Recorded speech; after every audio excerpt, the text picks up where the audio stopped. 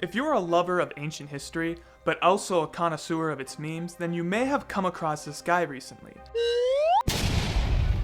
You may have even heard his awesome name, Suppiluliuma.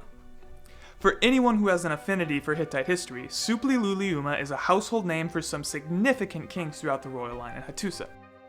This has caused the internet to call this guy Hittite Man, but we will learn shortly this could not be further from the truth. Not only was Hittite Man not Hittite, but he lived in a time where Hatti had been long gone for a few centuries. So what's the deal with his name then? Where did he rule, what did he do, and what impact did he have? So let's start from the beginning. In 2007, in the modern city of Arsuz, located on the coast of the Hatay province of Turkey, two incredibly Luwian monuments were discovered. Upon seeing these monuments, you may think, hey, these kind of look Egyptian. And you'd be true in your assumption that they're hieroglyphs, but they actually have no relationship to Egyptian. These pictographs represent an Indo-European language, whose hieroglyphic script had existed in Anatolia since the Bronze Age. Initially being used for Hittite seals, the hieroglyphic tradition grew into a form that had become the staple for victory monuments. But here's what's so cool about the Luwian language. A common misconception about the Hittites is that their institutions had ended as a result of the late Bronze Age collapse. But by the end of Hatti's so-called existence in the late 13th century, much of its political prestige, cultural heritage, and literary traditions had already transferred deeply into Syria. Two Hittite viceroys were stationed in Syria, one at Aleppo and the other at Carchemish, who were in charge of maintaining order in Hatti's periphery. And amazingly enough, we find a strong Luwian monumental tradition existing in these two cities for several centuries after the late Bronze Age eclipse. What's strange though is that in the coastal regions of the northern Levant, several documents from Ugarit suggest that Hatti had lost control in large parts of the Mukish region, which will include the later Neo-Hittite city where we find this so-called Hittite man. The important point is that much of Hatti's cultural prestige had exported to Syria prior to the so-called Bronze Age collapse, and these Hittite traditions continued in several Syrian sites such as Carchemish, Aleppo, Malatya, and Maraz. Scholars have trouble finding a precise term to describe this phenomenon, but Neo-Hittite seems to be the most popular, while others have argued for Syro-Hittite regarding the art style and Syro-Anatolian regarding the city planning and political systems. This means that our Suppiluliuma, for lack of a better term, is a Neo-Hittite who occupied the city of Cunalua, but we will get into that shortly. So let's get back to these Arsuz stelae. These Arsuz stelae are Neo-Hittite monuments, and in their contents we find that they're commissioned by King Suppiluliuma of the Neo-Hittite kingdom, Palestine or Palestine. Now, there is so much to discuss about the name of the kingdom Palestine alone, which we'll get to later, and I promise relates to biblical history. Did someone say Philistine? Let me at him! False alert, Saul. We said Palestine, another kingdom in the Levant at the same time as the Philistines, and who, like the Philistines in the late 11th century, maintained a deeply Aegean material. Weird, I know, but by Sup's time, in the 10th and 9th centuries, we can confidently say that this kingdom of Palestine followed a Neo-Hittite model, ruled over the Amuk region, and held its capital in Cunalua, which is modern-day Tel Tayanat. In 2012, the team at Tel Tayanat unearthed a beautiful, massive, and mostly intact chiseled torso of the Neo-Hittite king, Suppiluliuma. Can you believe that? I was resting peacefully for almost 3,000 years. Sorry about that, Sup. It's okay, I guess. Anyways, the dating of Sup's statue has led to some issues. The Arsuz stelae commissioned by King Suppiluliuma, son of Manana, is dated on stylistic grounds to the late 10th century BC, while the Suppiluliuma statue at Tayanat is dated stylistically to the mid-9th century. A nearly 70-year gap makes it pretty much impossible to connect these two Suppiluliumas as the same guy, or at least commissioned by the same guy. And as a result, scholars have generally accepted the Arsuz Suppiluliuma as Suppiluliuma I and the Suppiluliuma bust as Suppiluliuma II. Another case solved by Detective Soups and Sparky. I wish the distinctions were that easy, Soups, but there are still issues for our Supli Luliuma II. Who, me? Yeah, you're a problem, Soups. I've always been known to be a pretty bad boy. In Neo-Assyrian annals, we hear of a Sapalulme of Patina, which is the later Assyrian term for Palestine. This Sapalulme is recorded in Assyrian documents in 858, but then in 859 the ruler of Patina is named Labarna, and then back in year 857 the ruler's name is Kalparunda. What? How did Sapalulme get a statue after one friggin' year? Some scholars have even discounted a link between Sapalulme and Supiluliluma altogether. Zolt Simon has argued that the Assyrian Sapalulme cannot be a distortion of Supiluliluma, and he makes a pretty good point comparing the typical cuneiform and Luwian orthographies. Therefore, in Zolt's eyes, Sapalulme in 858 cannot be the same Supiluliluma attested in the Tiamat statue.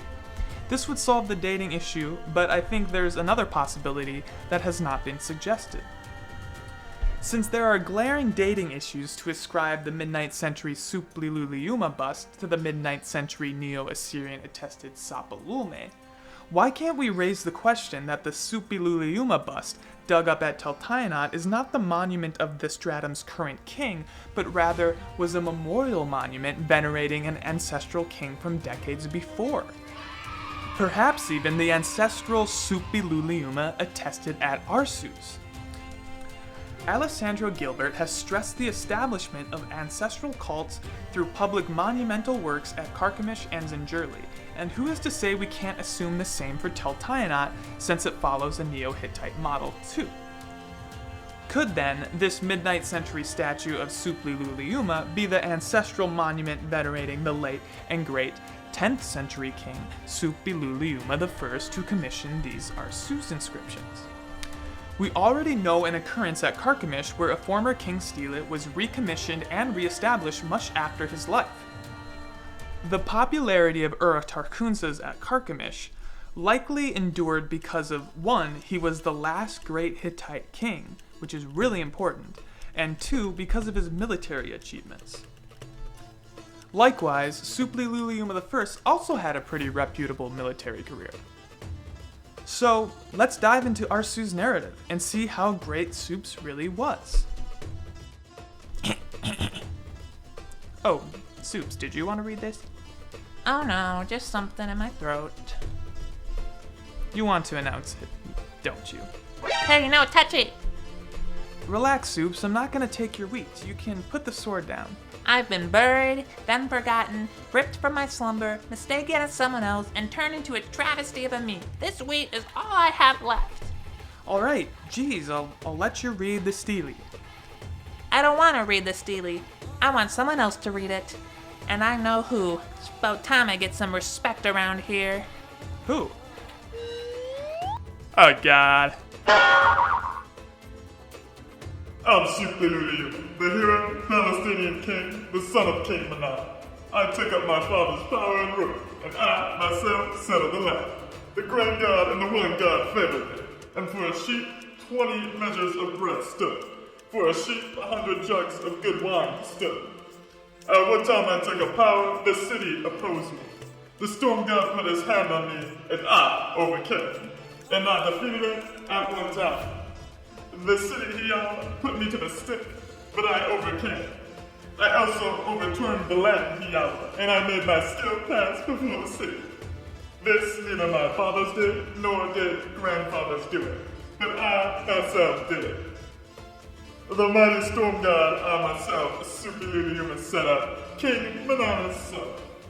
But for me, the storm god raised his mighty hand, and for me, he made me superior to every king. After me, who knocks down this god for me, or who takes away this blood from him? For him, Mummy, the grain god, and for him, his father, the wine god, may they always oppose. Holy cow, Supliluliuma is actually kind of cool.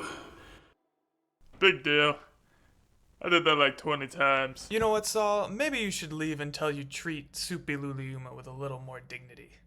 So, if we can take Supi Luliuma's words honestly, which is a problem alone, Hey! then Supi Luliuma was a pretty successful king.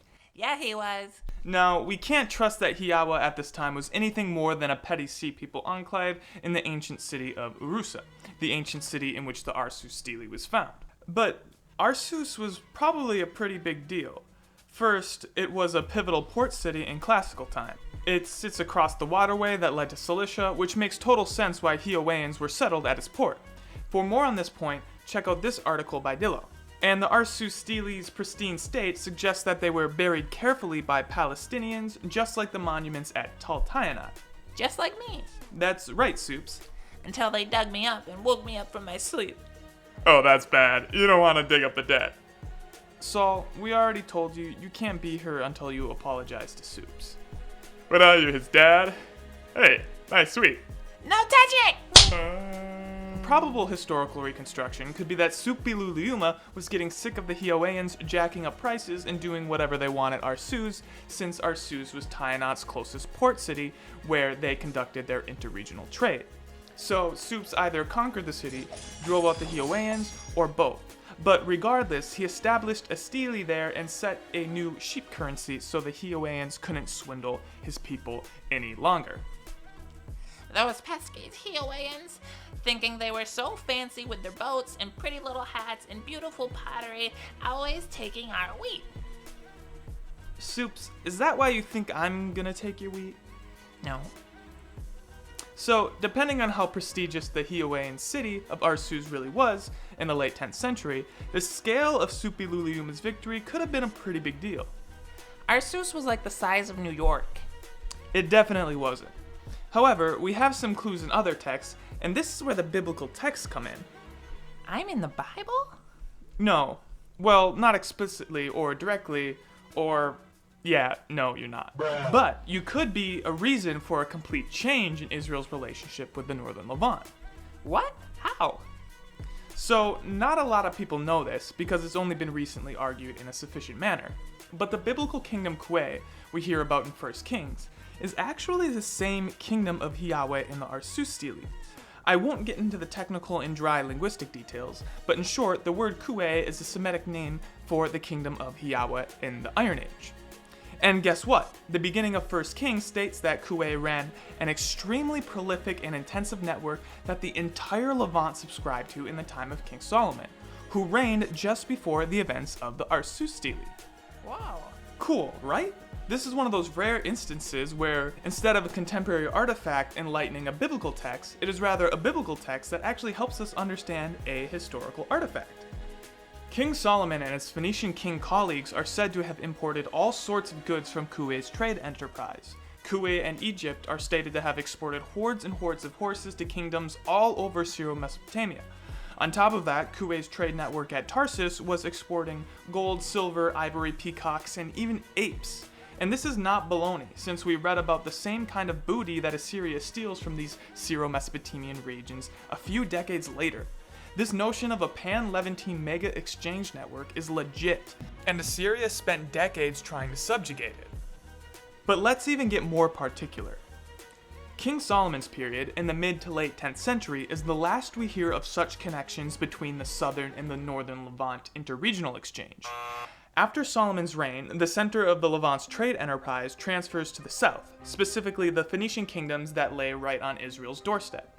Now get this is a little before the time span when Supi Luliuma drove out the Hiawaians from the extremely rich and prolific Amuk region in the northern Levant. So, was Supi Luliuma's victory over a Hiawaian force a factor in Kue's interregional decline? Or did Supi Luliuma take advantage of an already declining Kue trade network? It was the first one. I'm sure you'd like it to be that way, Soups. And, if Soups is right, then Soups may have been the guy that destroyed Israel's highly lucrative and commercial connection with the northern Levant trade network. My bad, Solomon. Sorry I batted your friends.